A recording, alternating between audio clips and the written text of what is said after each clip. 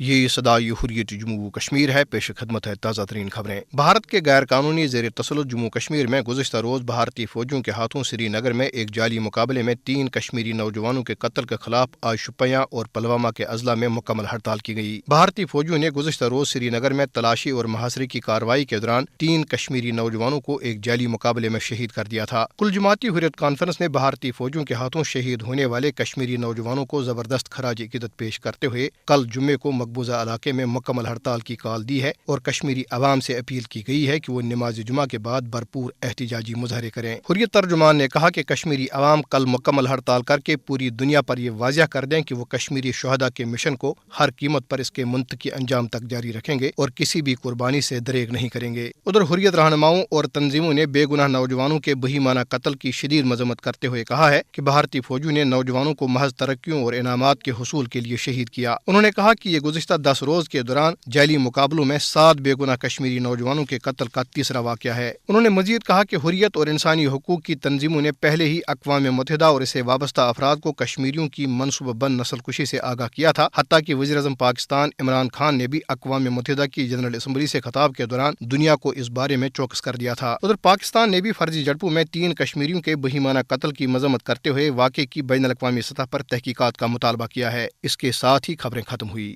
پھر ایک بار 3 معصوم کشمیری نوجوانوں کا خون بے دردی سے بہایا گیا ہے۔ قصور اور جرم صرف یہ کہ وہ مسلمان اور کشمیری تھے۔ مظلوم تو گزشتہ 73 برسوں سے ہیں ہی۔ سب سے بڑا جرم یہ کہ وہ اپنی سرزمین پر بھارتی غاصبیت کے خاتمے کا مطالبہ کرتے ہیں، جس پر اقوام متحدہ کی قراردادیں گواہ اور بھارتی غاصبیت کے خلاف اہل کشمیر کے مطالبہ حق خود ارادت پر مہر تصدیق ثبت کرتی ہے۔ مگر کیا جائے کہ جب انسانیت، اخلاقیات اور احترامی آدمیت کا جنازہ نکل چکا ہو، عالمی اصول و ضوابط کا کوئی پاس و لحاظ نہ ہو، دنیا بھی خاموش تماشائی اور اہل کشمیر کی مظلومیت پر بہری، گونگی اور اندھی بن چکی ہو، تو بھارت سامراج کے عزائم اور کشمیریوں کو مارنے کی کارروائی میں نہ صرف اضافہ بلکہ اس میں مزید شدت آئے گی۔ عمر آباد، سری نگر میں 3 معصوم نوجوانوں کی فرضی جھڑپ میں شہادت اور ان کے لواحقین کی اہو بقا کلیجہ منہ کو آتا ہے۔ شہید اعجاز کے دادا نے میڈیا کے سامنے اپنے کپڑے تار تار کر دیے اور یہ کہتے ہوئے کہ میرا سہارا ختم ہو گیا ہے، وہ بے ہوش ہو گیا۔ ان لواحقین کا کیا کہنا تھا، آئیے سنتے ہیں۔